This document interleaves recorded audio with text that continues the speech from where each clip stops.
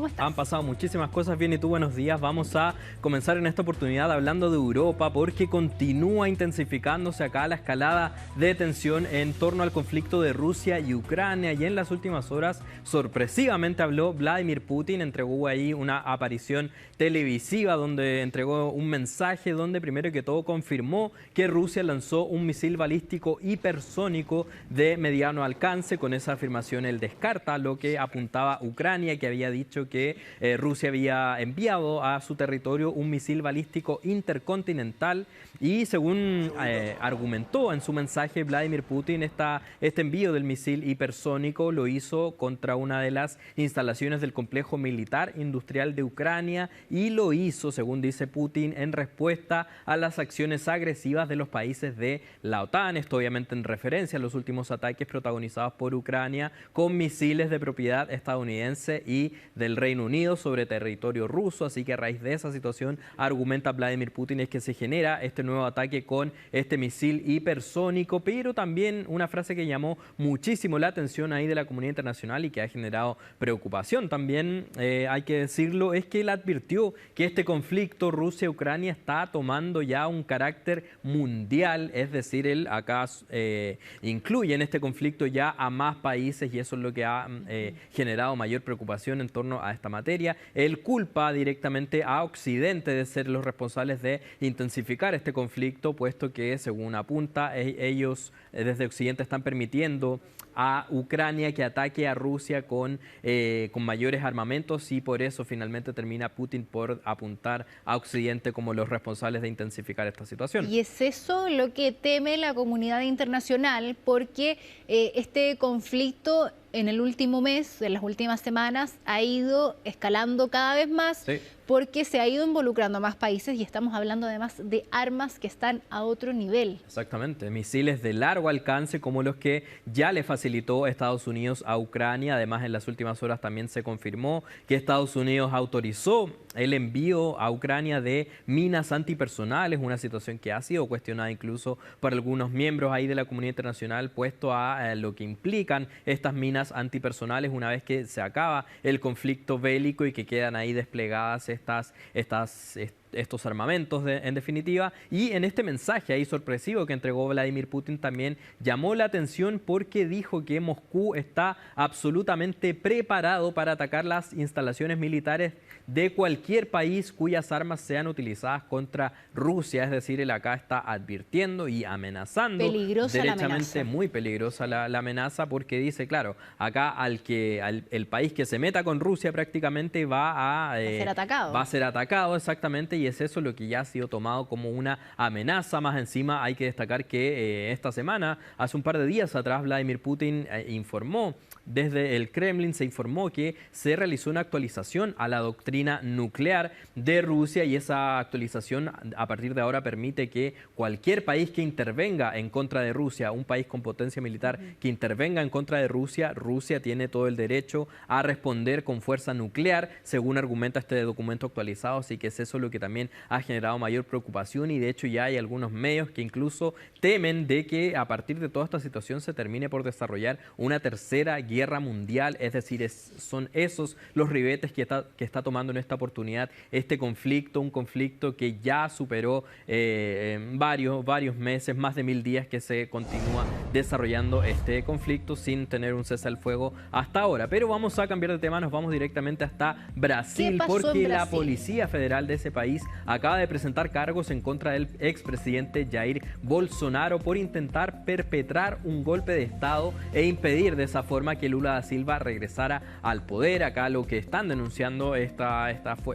Policía Federal es que son por lo menos 37 personas las que están involucradas en los delitos de abolición violenta del Estado Democrático de Derecho, golpe de Estado y asociación ilícita. Son esos los delitos que en este momento se le están imputando por parte de la policía a Jair Bolsonaro. Según constata acá este informe de la policía, hubo acá la existencia de una trama trama que actuó de forma coordinada después de las elecciones del año 2022 para tratar de mantener a Jair Bolsonaro en el poder, dentro de las personas que están mencionadas en estos personas que están siendo imputadas en este momento por parte de la policía. No solamente está el expresidente Jair Bolsonaro, sino que también hay varios de sus exministros, sus asesores y también varios generales que en ese momento eran muy cercanos al presidente. Esta trama coordinada implicó en su momento ahí, cuando una vez que Lula da Silva ganó las elecciones, por ejemplo, paralizaciones por parte de adherentes a Jair Bolsonaro, bloqueos de carreteras por parte de camioneros, por ejemplo, y toda esta situación se vio rematada el día 8 de enero del año 2023, una semana después de la investidura de Lula da Silva, cuando miles de activistas adherentes a Jair Bolsonaro terminaron por irrumpir, invadieron y destrozaron derechamente las sedes de la Corte Suprema, el Congreso y la Presidencia de Brasil, una especie muy similar a lo que se vivió en Estados Unidos con el asalto al Capitolio. Esa situación similar se replicó el 8 de enero del año 2023 en Brasil, y es a raíz de todas estas situaciones que se produjo una investigación muy exhaustiva que hoy por hoy ya está entregando estos resultados por parte de la policía. Ahora la policía emite este informe que fue entregado al Tribunal Supremo, que ahora debe remitir esta acusación a la Fiscalía General del Estado, y a raíz de eso se podría derechamente imputar a Jair Bolsonaro.